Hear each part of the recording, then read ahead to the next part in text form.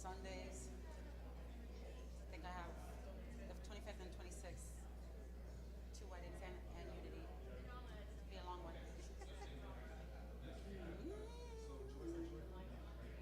What?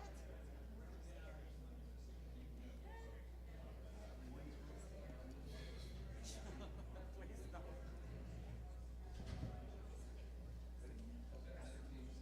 Good morning, Unity. How is everybody?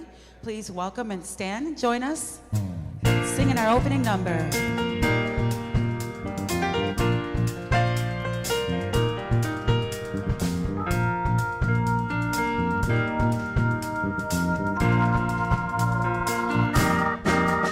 Come on and welcome home.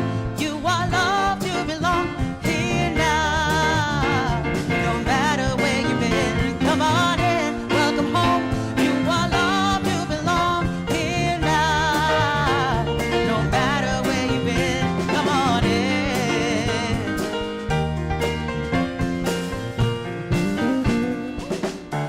All right, clap your hands. Let's wake up and enjoy this beautiful Sunday. Everybody, get up on your feet. See the light in everybody you meet. Everybody, get up on your feet. See the light in everybody you meet. Let us be reminded of who we've come to be. We are love, we are one big family. Hey, hey, yeah, yeah. Hey, hey, hey, yeah, yeah. Let us make a joyful sound. Here we stand on holy ground. Let us make a joyful sound. Here we stand on holy ground. Let us make a joyful sound. Yeah, hey, hey, hey. Everybody, get up on your feet. See the light in everybody you meet. Hey, hey, yeah, yeah. Hey, hey, hey, yeah, yeah.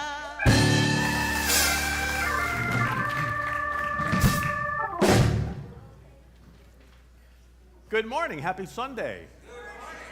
How are you? You look wonderful. You're alive, alert, awake, and enthusiastic about life. Woohoo!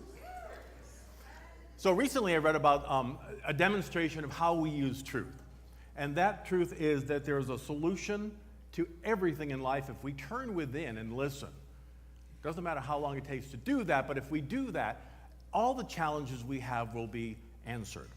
So there was a woman who kept getting phone calls about billing, about paying their bill or questions about bills. And all of a sudden, and one of them came through like 20, 30 a day, and she said, "Who are you?" "Well, I'm calling the bill payment service." And she said, "Well, what is the number?" It was her number with 800 in front of us. She said, "Oh gosh." So she called the company and she said, "I need you to change your number because I keep getting all your calls." And they said, "We're not going to do that. We're not going to change our number." She says, "But I've had mine for 20 years and you just started it." And they said, "Sorry, there's nothing we can do about it." And so instead of getting angry, she wanted to lash out, she wanted to say something, and she said, "You know what, I'm just going to think for a second." So she closed her eyes, she went within, and she said, "Okay." She said, "Well, all right, then what I'm going to do is everybody who calls for you, I'm going to tell them their bill is paid in full."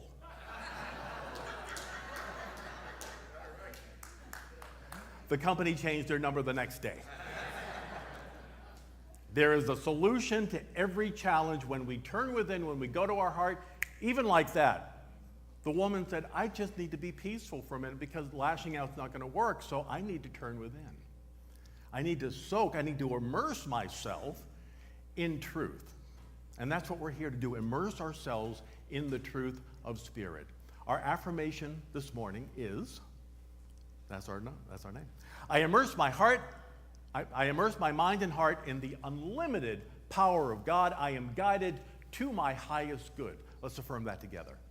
I immerse my mind and heart in the unlimited power of God. I am guided to my highest good. Take a breath. Close your eyes. center in on your heart, even for just a moment, like that woman did. And she said, what is the answer here? What do I need to know? What do I need to say? And it came to her like that. She let go anger, she let go division, she let go wanting to push back. And the answer came to her so clearly. And she got the result she was looking for. What's going on in our lives?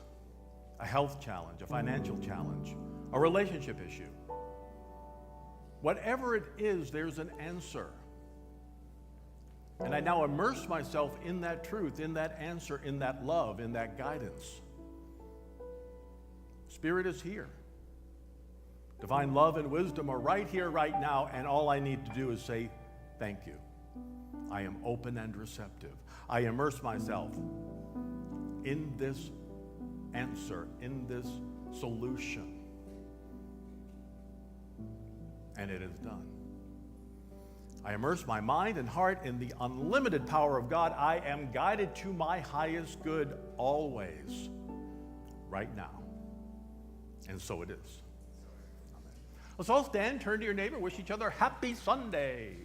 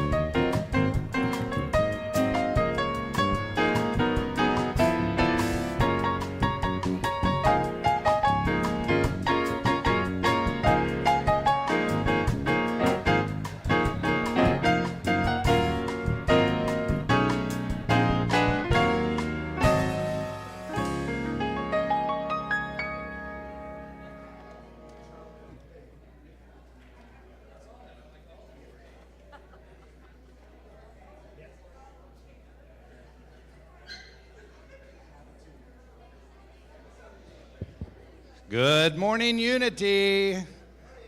Good morning. Hello. Aren't we a friendly bunch? Look at this.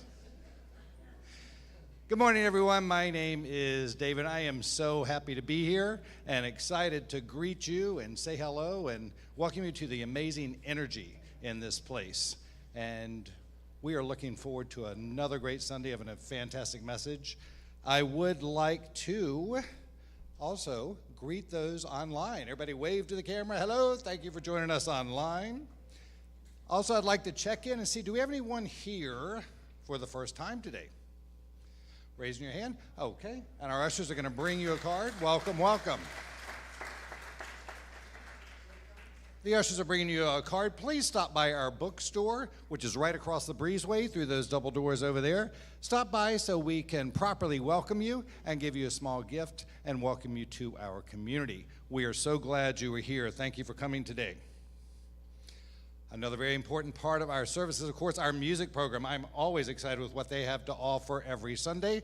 Here's James McCoy, who heads that up, to tell us a little bit more. Hi, James. Thank you, David. Good to see you. Good to see all of you this morning. He's with us once again. Won't you please welcome Mr. John Rose at the piano and the keyboard this morning.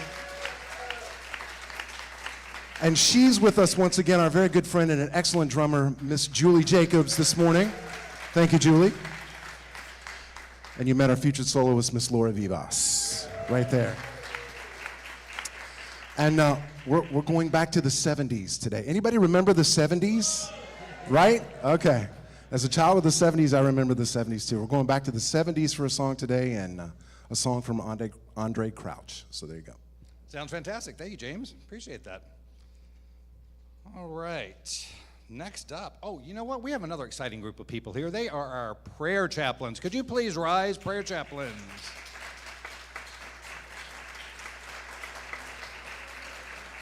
Thank you guys for all that you do. And just to let you know, these guys are trained and ready to help with any concerns, any heaviness in your heart, on your mind, and you would like for someone to pray with you, and you'd like to talk with someone about something going on in your life, please use them. They're a great resource, and they're there to help you out.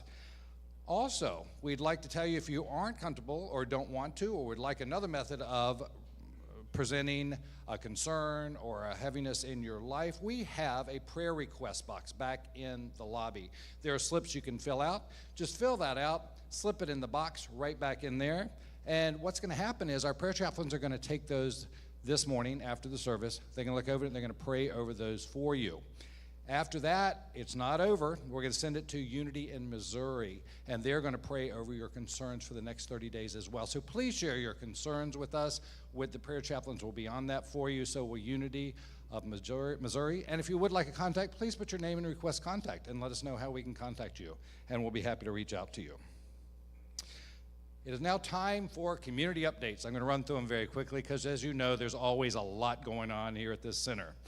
But you can always stay in touch by looking at the website, unitybroward.org/events. All there for you as a quick reference if you forget any of these things. Today, lunch. Yay, food. We love our food. And thanks as always for our food service team. They're amazing. They do so much work. They're over there preparing and breaking down, and it's just amazing what they do for us every week, ongoing basis. So let's give them a hand. Yeah, absolutely. Also, another important thing that's going on right after lunch today is our town hall meeting. Please stay around for the town hall as you're enjoying your food, your dessert. There are going to be a lot of information about some upcoming changes coming here to the center, and I'm sure I know I'm very curious, so I'm sure you are as well. So please join us for that, in addition to eating and sharing food with us today. On the way over to Fellowship Hall, which is right across the breezeway through those double doors, if you take a right before you get into Fellowship Hall, there's an amazing place called our bookstore. They have some very fun items in there, very spiritual items, books, literature, whatever you need. Please stop in there and see what they have to say. Very fun people that are working in there as well. You'll notice some energy as soon as you walk in there. Absolutely. They're open every Sunday from right after the end of the service till 1 o'clock, sometimes a little bit longer, but try to get there by 1, and say hi, just to stop in and say hi, and you will enjoy the energy when you walk in there. Let me tell you, I enjoy walking by there myself. Next Saturday, on the 18th, next Saturday, the upcoming Saturday, our men's group is going to be meeting at 10 a.m. This week, they're going to be talking about what it means to love thy neighbor. What does that really mean about really loving thy neighbor? So come find out, 10 a.m. on Saturday. On the 24th at 6:30 p.m., there is storytelling and potluck. So sign up, bring a dish, and enjoy an evening of friendship. And there will be 5 of our members sharing their stories. And you can get a little bit of information about your fellow attendees and members. On the 25th, it's called Come Clean, and it is from 9 a.m. till noon, and it's a spring spruce up for our campus. I've got a note here, all hands on deck, ! So please join us on the 25th from 9 to noon, and help us clean up our campus. There's light duties, there's heavier duties, there's indoor, there's outdoor. Believe me, they will find something for you to do, so please join us on that day, and they'll even give you some coffee and donuts for being here. So try it out. Also on that same day is our senior discussion group, which meets at 10 a.m. So a lot going on Saturday, the 25th. Also looking forward to May. Heads up, there's a new Tuesday night class that Paul is teaching. It is based on Don Miguel's book, Grief and Renewal, Finding Beauty and Balance in Loss. I just love the title of that, because finding beauty and balance in a time of loss, something that we face as being human. Loss is part of our lives. So please attend the class and find out how we can do that with beauty and balance. Looking forward to that. So thanks, Paul, for offering that. That's all I've got for you right now. But if you missed any of it or you want to review any of it, please take a look at our website or the Happenings email that goes out every Thursday, just to remind what's going on, and you can always get the information there. Once again, the website is unitybroward.org/events. Okay, so now let's switch gears just a little bit and we're going to do the daily word for today. The daily word comes to us from May 1st, 1955. Our country and our planet are in need of the power of this truth, maybe even more so today than when it was written. Our affirmation is, in universal Christ consciousness, we pray for and decree a permanent peace, uniting all nations of the earth in justice and right thinking. Can you affirm this with me together? In universal Christ consciousness, we pray for and decree a permanent peace, uniting all nations of the earth in justice and right thinking. This prayer was given to us by Charles Fillmore, co-founder of Unity. In Silent Unity, we pray every day for world peace. We know that world peace can be brought about only when the individuals who make up the nations of the earth are filled with the spirit of justice, love, wisdom, and light. Every one of us has an important contribution to make for the peace in the world. One important contribution all of us who read the daily word and pray together can make is to give the faith-filled substance of our thoughts, our activities, and our words to praying for peace. Where two or more are gathered together in my name, there I am in the midst of them. We may be sure that as we pray together for peace, the universal Christ consciousness is with us, in the very midst of us, giving power and life to our affirmative prayers. In universal Christ consciousness, we pray for and decree a permanent peace, uniting all nations of the earth in justice and right thinking. And so it is.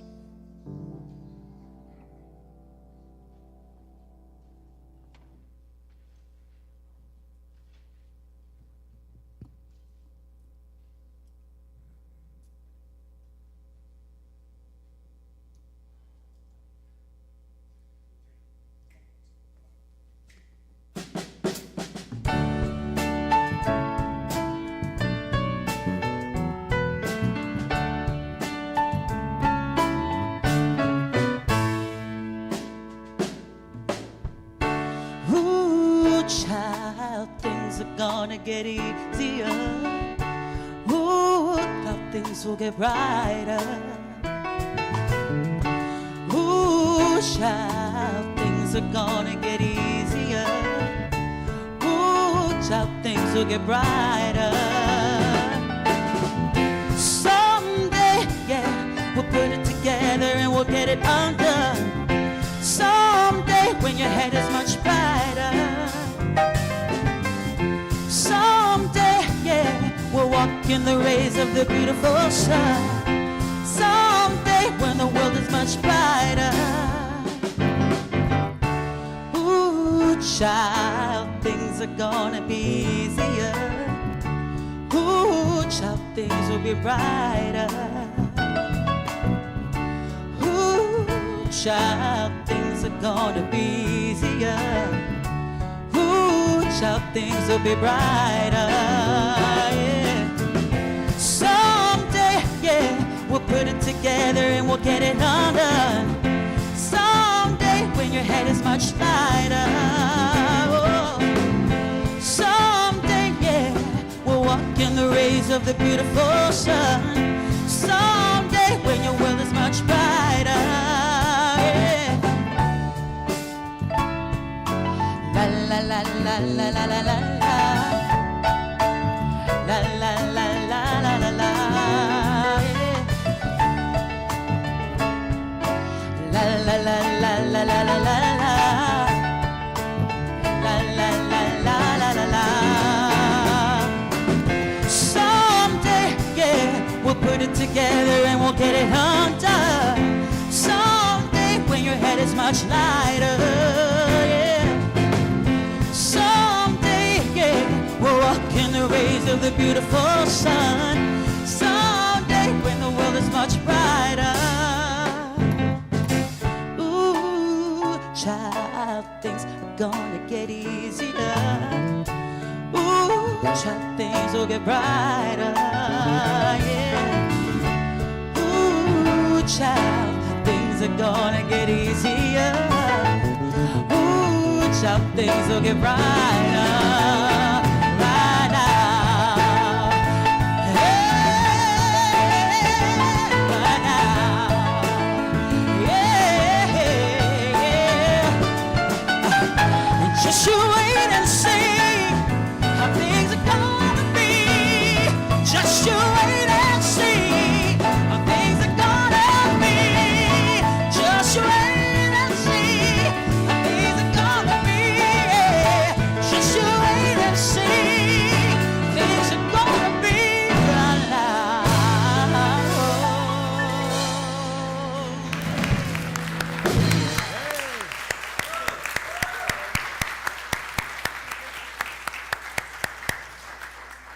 Thank you, Laura. Thank you, guys. It was wonderful. I love that song. Isn't that wonderful? I think sometimes pop songs are so much holier than hymns. You think of all the hymns, like that's a hymn. Things are getting better, things are getting brighter, when we are immersing ourselves in that truth, they do get better. And here we are, knowing that truth on this bright and beautiful, wonderful day. A few years ago, an American woman was visiting Cambodia on business, and after being there for a few days with her colleagues, they noticed that the Cambodians never drank bottled water.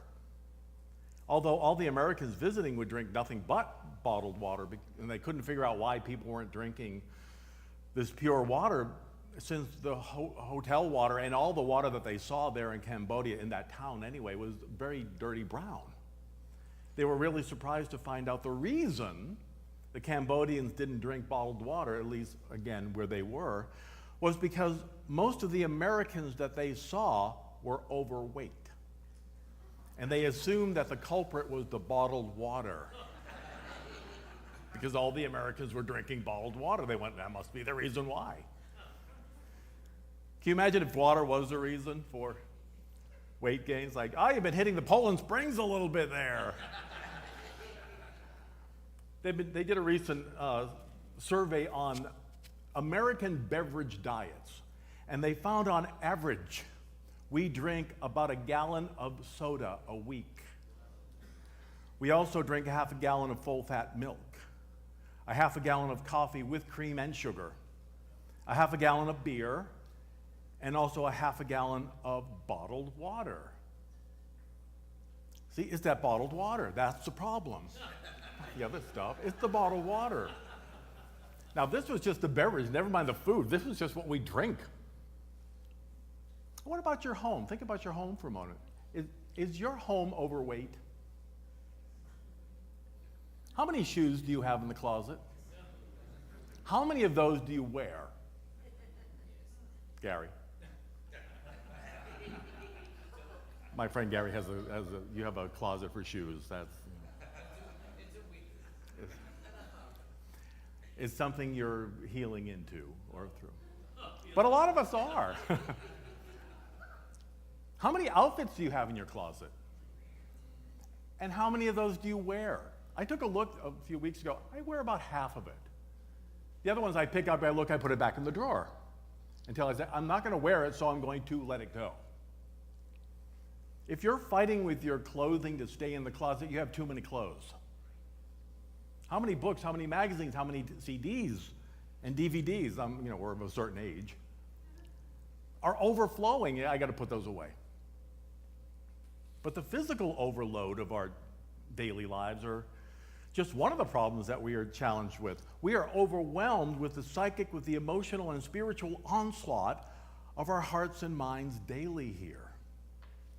In fact, high cholesterol, smoking, and the lack of exercise has been identified as the cause of heart disease in only half the cases. Our diet and our physicality is only responsible for half of the diagnosed heart diseases. The missing factor appears to be emotional. The other half is emotional when it comes to heart disease. We all know by now that most heart attacks happen when? Monday morning. At what time? 8 o'clock, 8 a.m. Now you'd think it would be 5 p.m., but no, it's 8 a.m. It's the anticipation of going to that place. The Mayo Clinic reports that psychological stress is one of the strongest predictors of future heart problems. Stress is the main issue. In Japan, around 30,000 workers a year are believed to be killed by death from overwork. They even have a name for it. It's called karoshi. In the laboratory, they've proven that just one 5-minute period of recalling an angry encounter depresses your immune system for the rest of the day. A 5-minute think about your anger carries our body through the rest for 24 hours. How many people are watching the news and feeling that for an hour, right? There's a wonderful group in California I visited years ago, and I've shared it with you. They're called HeartMath. They're a group of doctors, scientists, and biologists with a smattering of spiritual professionals out in California, and they've done research in discovering why we are immersed in stress and anxiety, even if just for a few minutes, as we just saw. They discovered that not only are we disturbing our physical and emotional health, but we're harming our immune system with anger. And we're also harming the immune system of the people that we love, the people we live with, the people we work with, the people that we meet, because that anger is being spewed out at least 50 yards around us. I'm sure if you go to work and you work with somebody, like, you feel that, don't you? Or you feel the energy from a spouse or for somebody in your family who's going through something. And we're exhausted by it, and our immune system's getting exhausted by it. We're immersed in this energy, whether we want to be or not. It really does prove that we truly are one with each other. So when somebody says someone's being a pain in the neck or a pain in my side or a pain in the butt, we're speaking literally, because they end up being a pain, a literal pain in our bodies. We're soaking in this. Remember Madge the manicurist from the Palmolive commercial? You're soaking, dishwashing, like, no, relax, it's Palmolive, oh, okay.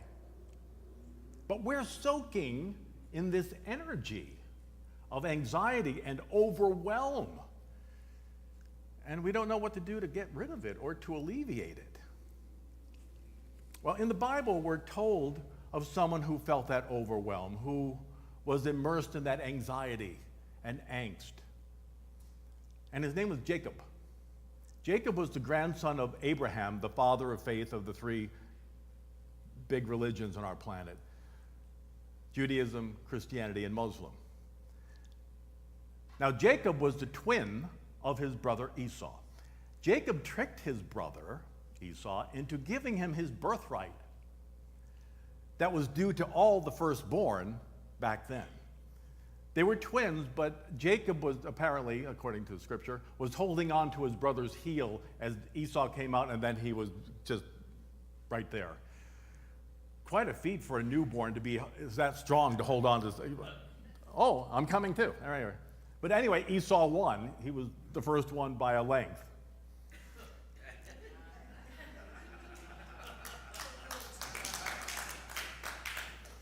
So how was Esau tricked? How was he tricked into giving up his birthright? Well, one day Jacob saw that Esau was hungry. And Jacob just happened to have a bowl of oatmeal. And Jacob said, okay, would you be willing to trade your birthright for this bowl of oatmeal? And Esau said, okay. So he gave up his birthright for oatmeal. He was tricked into giving. Couldn't Esau just get up and get a bowl of oatmeal? Where did Jacob get it? There's nothing said there, but anyway, he sold his birthright for a bowl of porridge. And then with his mother's help, he tricked his father Isaac into giving him Esau's portion of his inheritance right then. Now, how did that happen? Well, Isaac's eyesight wasn't very good. And so Esau was a redhead, so Jacob put a red wig on and said, "Hi, Dad, it's Esau." He says, "Hi, how you doing? Give me my inheritance. Here you go." Oh, yeah. Esau wasn't the smartest father in the Bible. And he got really upset. And Esau got really upset when he figured out what finally happened. So Jacob, who eventually turned out to be the father of the 12 tribes of Israel, was not getting off to a good start here. So Jacob runs away because his father and his brother are really, really mad at him. So he runs away and he goes to work for his uncle Laban. He falls in love with Laban's daughter Rachel. He's told that to have his daughter Rachel in marriage, he had to work for Laban for 7 years. So when he does, all 7 years has gone by, he's floored to discover that his uncle has given him instead his daughter Leah. He was really, really upset, as you can imagine. Now, Leah was, how do I put this? Leah had a lot of personality. But she was not the stunner that Rachel was. Well, they had 6 boys and a daughter, so he wasn't upset enough to stay away from her, exactly. But Jacob had to work for Laban another 7 years, 14 years total, to finally have Rachel as his wife as well. Do you see what's happening here spiritually? The deception that Jacob pulled on his family was returned to him by his own consciousness. He wasn't being punished by God. He wasn't being punished by anyone or anything. What he did was activate the divine law of compensation. The divine law of compensation is that which we invest into our lives. That's the energy we put into our lives is returned to us as a dividend. So the things we're putting out there, we get back. It's the law of cause and effect, the divine law. Positively or negatively, Jacob was saturated. Jacob was soaked to the core of his being with that consciousness of deception, trickery, and deceit. And Laban wasn't punishing, he was just a mechanism by which cause and effect was returned. It was what Jacob drew into his life. The universe didn't do a thing to him. He lived by the consciousness of non-truth. Well, after a few years, Jacob knows he's got to return home finally to face his family, to face his brother. And he felt fear and anxiety in how Esau was going to welcome him, whether he's going to welcome him at all. So what happens when we're soaked, when we're living in fear and anxiety and overwhelm and indecision and inertia? We're stuck. We get really stuck. So when Jacob was traveling back to his family to go visit Esau, he had his whole family, Rachel, Leah, he had everybody with him. And he decided he needed to go off by himself to get his mind and heart together to prepare for his confrontation with Esau. What follows is one of the strangest and mysterious passages in the Bible. It's really weird. Jacob and a man, now some translations call him an angel. So Jacob and this angel man were wrestling with each other all night. Okay? All of a sudden they're just wrestling. Why? Where did he come from? All of a sudden, Jacob goes off to have a meditation and he's wrestling with this guy. Picture it, the guy's walking down the road, Jacob's coming from the other way, and what was that dialogue like? Hi stranger, new in town, want to wrestle? Jacob, do you like movies about gladiators? Like, what? This is weird, this is strange. What led to this? We don't know, it's just all of a sudden he's wrestling with this guy. And then it gets even weirder. So they're wrestling for hours. For hours. And then it's daybreak. All of a sudden the sun's coming up. So who knows how long they were at this wrestling thing. And the man, the angel, seeing that he hasn't worn Jacob down yet, does something really weird. You know what he does? He punches Jacob in the crotch. Ow. Ow. Why? They're wrestling for hours. All of a sudden, he's punching him in places he shouldn't be punching him. Now, in ancient times, if you read scripture, if you read especially the King James Version, it said he hit him in the thigh, but that's a euphemism. A euphemism for that area of the body. Some Bible translations say hip joint, even. But groin actually works out better metaphysically, and you'll find out in just a minute why. So Jacob is not only now worn out from all the wrestling, now he's been made a soprano. But he keeps going on. He's not letting go, even though he's like, oh my God, this hurts. He keeps going on. It gets lighter and lighter, and the man says, let me go, the sun's coming up. It's like, why, do you have to get to the office? What are you, a vampire? It's like all of a sudden the sun matters? What's going on here? And so Jacob says, I'm not going to let you go until you bless me. And the angel says, what's your name? And he says, Jacob. He says, okay, now your name is Israel. It's like, what's going on here? What a weird story. And then Jacob says, what's your name? And he says, why do you want to know my name? It's the strangest dialogue. I mean, you couldn't film this because you'd go, what's going on here? This is the weirdest story. And so then Jacob gets the blessing from the angel. The man leaves. Jacob limps back to the people, back to his family. And they must have, where have you been? Oh, I've been wrestling with this guy. Oh, okay, never mind, let's go. And then he finally gets to Esau. He gives Esau a present, they hug, and everything is healed. What does all this mean? It only makes sense spiritually. We cannot read something literally in the Bible and go, oh, that makes sense. I totally get that. It doesn't make any sense if you just read the words. Every story in the Bible, from our unity metaphysical perspective, is us. This character is me, this character is you, this situation is our situation on our road to spiritual awakening. So again, Jacob is you, your intellectual self that knows the truth,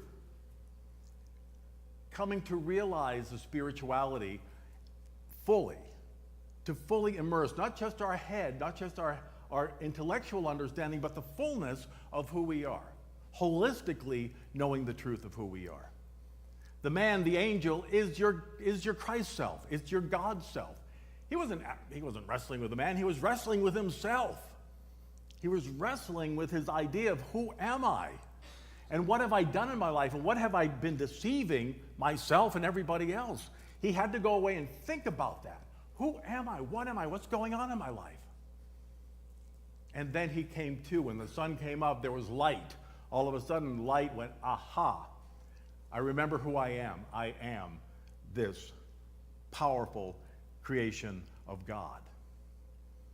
When we come to a place in life where we're filled with nothing but pain and confusion and doubt and fear and anger and overwhelming depression and sadness, we have to be willing to rise above these blocks that we have accepted in our own lives. Nobody's throwing them at us. We're the one accepting them. We have to be willing to rise above these blocks and know that God's good is waiting for us right here within us. Do you ever ask yourself, where is God in all this? Where is God in my situation, in my life, when these things are falling apart? The answer is, and according to the stories, we have to fight to get up and come here, to show up for our lives sometimes when we don't want to. I know at least a few of you wake up on Sunday morning and go, oh, God, church is in an hour, 15 minutes. Do I really want to go? I know you're thinking that because I do, and I work here. Oh my God, it's so early.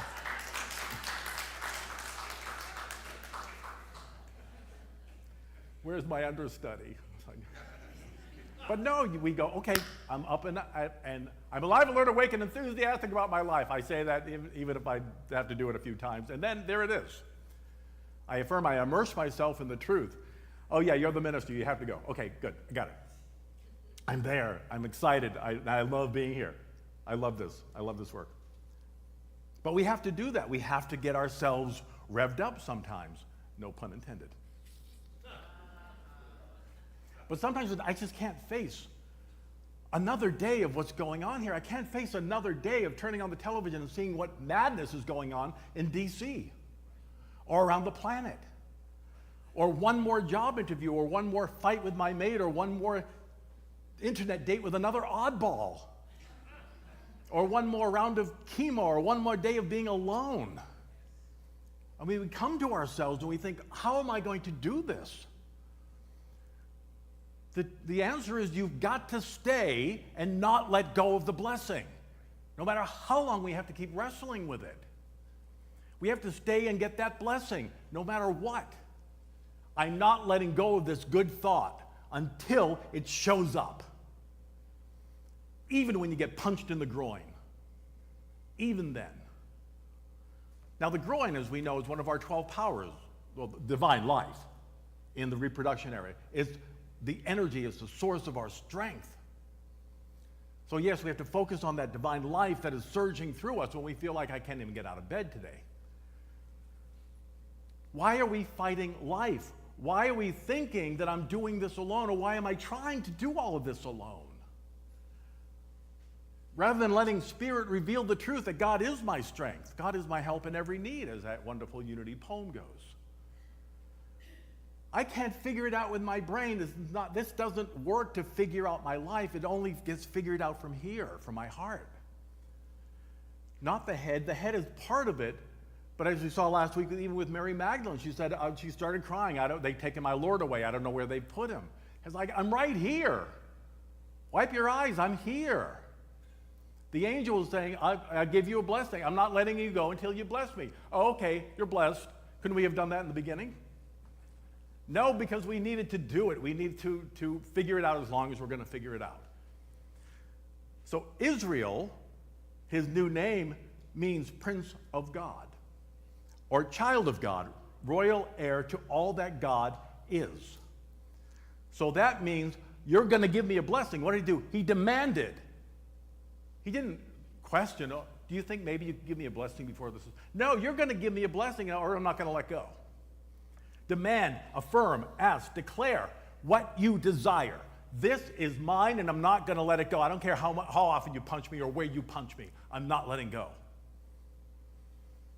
What do you want? Ask for it. Our elder brother said, you don't have because you don't ask. You've been moaning about it, you've been crying about it, but you didn't ask. You didn't say, okay, I'm going to get this blessing. That's the ask, that's the demand. Demand literally means out of hand. So give me this day my daily bread. I'm not letting go until I get it. And you keep going on and keep knowing that Spirit is already there.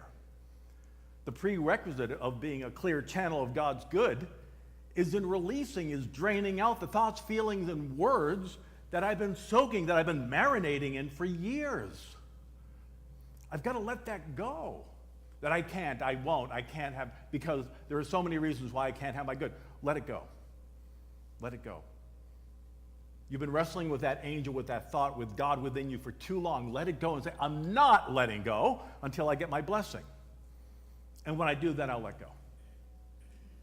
If you have no room in your mind, heart, body, and life for your career success, for your healing, for the release of your pain, for the abundance that you deserve, then you've been praying all these years, that you've been praying for all these years, then what we're doing is we're limiting what God can do through us, because I don't really believe that God can. If I've been praying for the thing for years, it means I've been holding on to it. It means I haven't let it go long enough for Spirit to do the work, for the universe to bring it into my life. And like Jacob, we have to sometimes give it a good shaking up. We have to often dislodge the ego's grasp on our lives. Don't let go of God's good until you get the blessing. I don't care how long it takes. Don't let smoking or drugs or alcohol win over your desire for freedom. You are stronger than anything that you think has a hold on you. I quit smoking in 1984. Actually, I quit smoking in 1979, 1980, 1981, 1982, 1983. I kept trying and I was really awful when I wasn't smoking. I had friends who loved me, they threw cigarettes, please smoke. You're annoying us. Like, Thank you. But I finally quit smoking with prayer, calling Silent Unity for the first time. I said, I want to quit smoking, but I don't know how. And the worker said, you are already smoke-free. And this energy went through me, and I knew that was the truth. For 2 weeks, I did not smoke, and I was great. Then I went to a convenience store, and there was a pack of cigarettes, Merit. I can still see it. And it said, buy me, take me home, I miss you. So I did. I'm going to take you home, and I'm going to put you right here and say, we've broken up. We're not even together anymore. Just try one, just to see. All right, I'm going to try one just to see. And I lit up, and I went, oh my God, I'm smoking again. And then Spirit within punched me in the groin. Said, no. Well, I mean, it was literally like this gut punch. We're not going through this again. I took the cigarette, threw it in the toilet, ripped up the cigarettes, threw them away. And the last time I smoked was 42 years ago. That was it. That was it. I did not let go of that angel. I got punched for it. It felt like a cosmic 2x4, but it was just my own God being, my own Christ self that said, no, we're not doing this anymore. We've been there. We've let that go. Quit soaking in the idea that you can't do something. Quit soaking in the idea of lack and allow your Creator, the energy within you, to reveal the wonderful plans that you already set up before you got here. Florence Scovel Shinn tells of a time when one of her students needed $1,000 for rent and for other monthly bills. Now, this was back in 1930 something, and $1,000 was real money. Today, it would be equal to $20,000. So she needed that $20,000 in today's money. The only thing she had of value was a fur coat. But the fur dealers didn't offer her very much for it when they attempted to do a trade, when she attempted to do a trade. So she and Florence, her spiritual teacher, prayed for the right and perfect buyer for the coat, or that another channel of abundance would come to her. We don't limit God by saying it has to be in this way exactly. So what we do say in unity is, thank you God for this, or something better. Because I and myself don't know what that might be, but I'm open and receptive to something better, something really wonderful. So even though the woman had been overwhelmed with a gripping fear about losing her apartment and other calamities, she focused instead on her affirmation of abundant good. My abundant good is here. Now I'm so excited. I'm so joyful about it. She soaked her consciousness in overflowing prosperity and gratitude. A day or so later, it was raining out, and it came to her that she was going to stand in her faith that she was abundantly blessed, that divine supply was present, and so she hailed a taxi to go home. She was going to spend money on the luxury of a taxi ride home in the rain. She knew in her heart that this was the right demonstration of the truth, that God's good was at work in her life no matter what was going on. Well, she got home, and she got out of the cab, and an old friend was waiting to get in. She was a very wealthy friend, and it was the first time in her life that she was taking a cab. And why was that? Because the Rolls was out of commission that day. Well, they got to chatting for a minute, and the woman told her friend that she was selling her fur. And her friend said, oh, really? Would you take $1,000 for it? The exact amount of money that she needed, the exact amount of money she was affirming. We're soaking in it. She said yes to taking a cab ride that led her to the person that she needed, that Spirit had for her answer. When we are immersed in God's unshakable, abundant flow, we meet our good. The healing light, the overflowing good of God is right here, right now, no matter what's going on. What a divine coincidence that she just happened to meet an old friend who was getting into the car who would buy her fur. What a divine coincidence when you meet a friend or take a cab, whatever it is that Spirit is leading you to do. Unity co-founder Myrtle Fillmore immersed herself in the healing love of God, even though she was told, pack it up, you're going to die from tuberculosis. She knew that was not the truth, and so she went to hear a metaphysical speaker who said, your body is healthy and whole, your lungs are filled with life, you're a child of God, and tuberculosis is not your inheritance. She took those words to heart, and she affirmed it over and over and over and lived it until 2 years later she was completely healed. Spirit is always at work Am I going to hold on even for 2 years and say, I'm not going to let go until I get my blessing? Close your eyes. Go to your heart. Where is your blessing right now? It's within you, right here. Your mind, your heart, your career, your love life, your finances, your entire life responds to our demand, to our affirmation.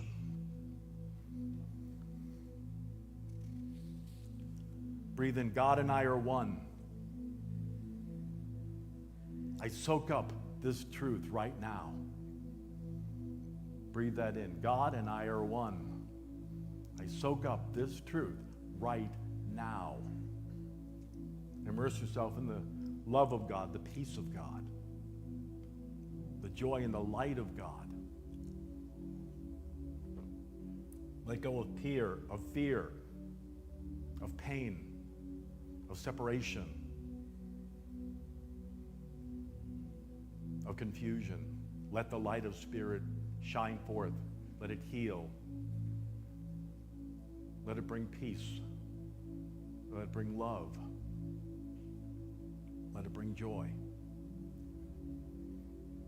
I'm not letting go until I get my blessing.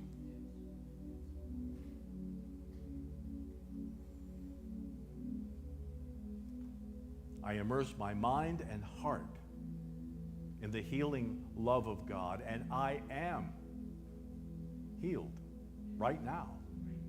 Breathe that in. It's who you are. It's not something entering us. It's already here. It's already knitted to our soul. I immerse my mind and heart in the healing love of God. I am healed. Period.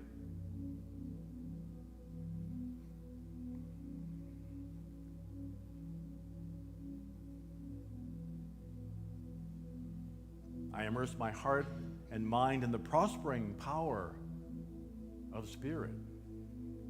I am blessed now. There's nothing missing.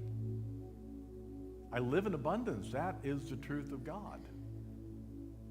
God is abundance itself. I let Spirit reveal it. I celebrate it. I rejoice in it. I am grateful for it. Immerse yourself in abundance. Breathe it in.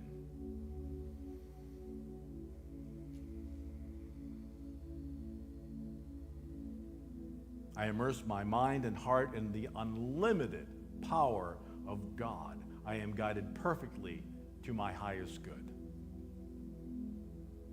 There is no lack of God anywhere.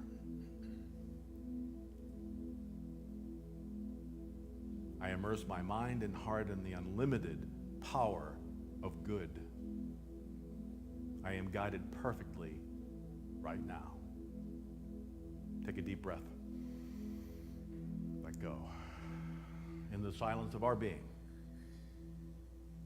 listen,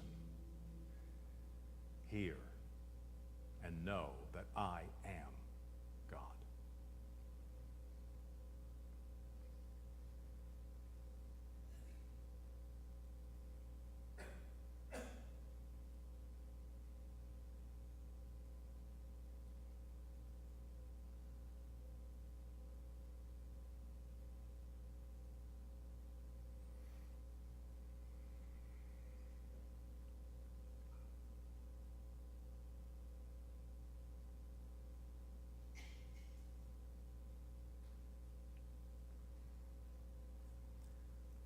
This knowledge that God and I are one can happen in a moment, or I can wrestle with it for a while. Either way, it shows up. I immerse my mind and my heart in the unlimited power of God the good. And all is well. And for this realization, we're so grateful. And so it is.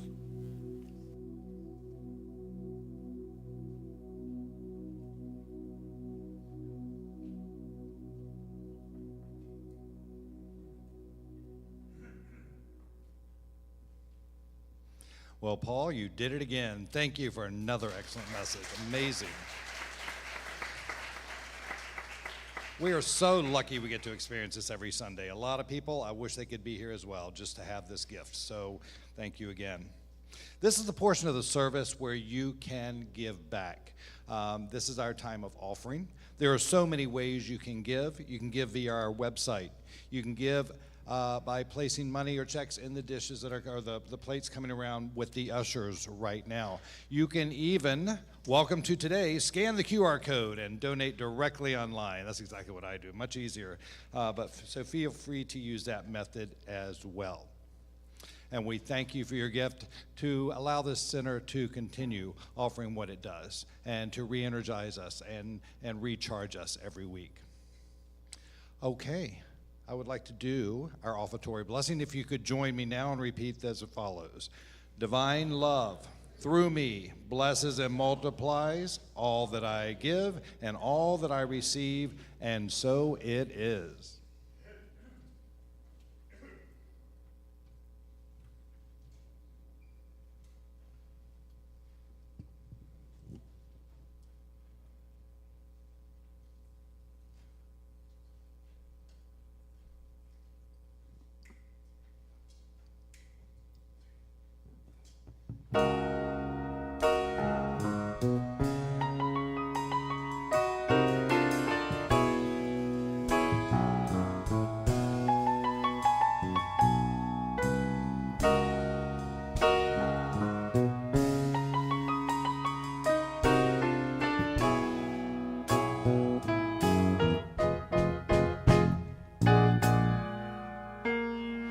It's those quiet times, they are so precious to me. That's when you tell me all those secret things and all you want me to be. It's those quiet times,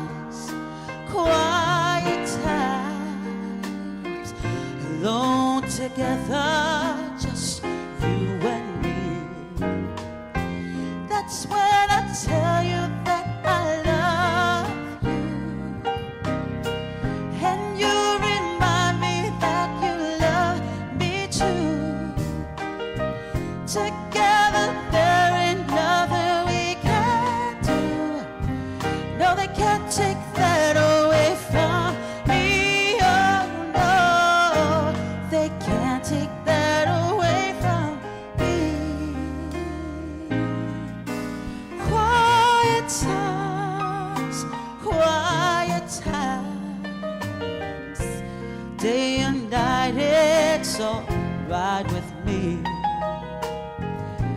Doubts and fears, they seem to disappear just because you're so near. It's those quiet times, they put the sparkle back in my eye. That's when I tell you that I love you, and you remind me that you love me too. Together there ain't nothing we can do. No, they can't take that away from me. Oh no, they can't take that away from me. There are precious days in my life, days I know I'm one with you. It's your gentle voice that I love oh so much. It pulls me through.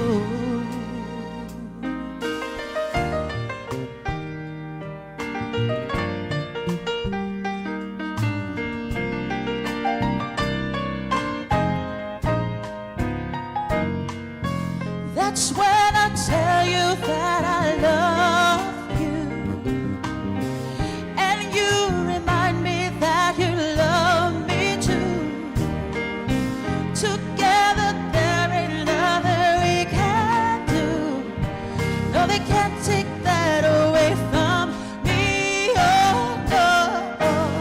They can't take that away from me.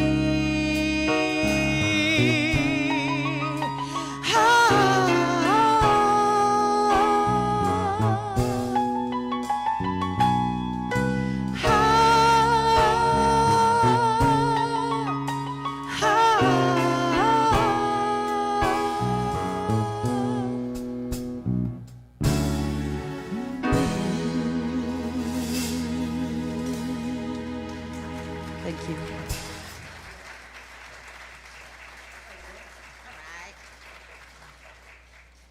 Thank you, Laura. Thank you, guys. It's so beautiful. It's such a pretty song. Remembering the love is right here always. We just have to turn within, get quiet, and listen. So I invite you to close your eyes one more time before we move forward to the rest of our day, to our lunch, to our town hall, wherever you'll be. Know the Spirit is right here at work right now. We're not letting go. We're not letting go of the good. It's right here, and it might take a little time to show up, but we keep going. We keep knowing, we keep affirming, we keep praying. Spirit is at work. God and I are one. Breathe in and let go. In this awareness, in this consciousness, let's affirm together our prayer for protection. The light of God surrounds us. The love of God enfolds us. The power of God protects us.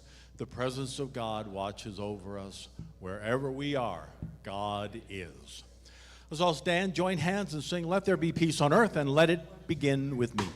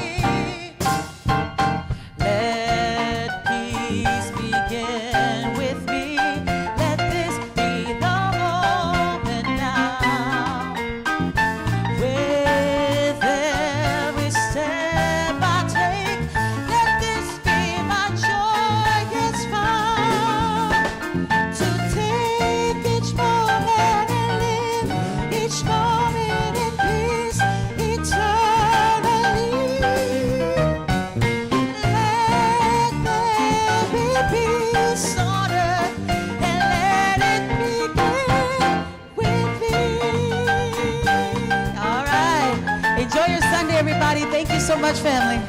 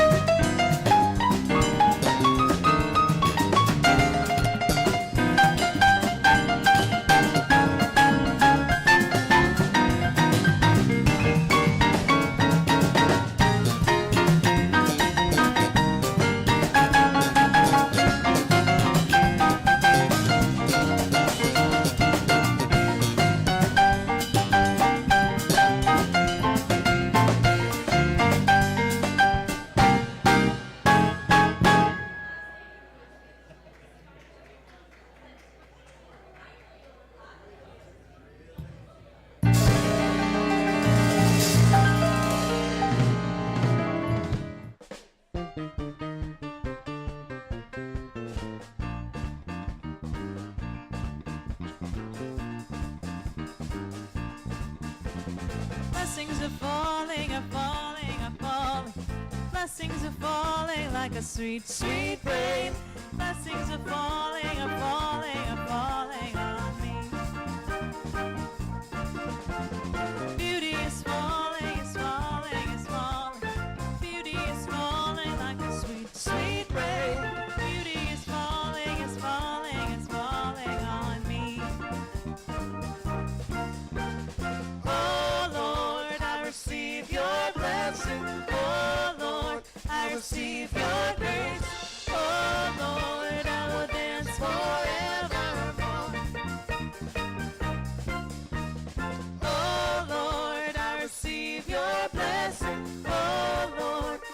receive your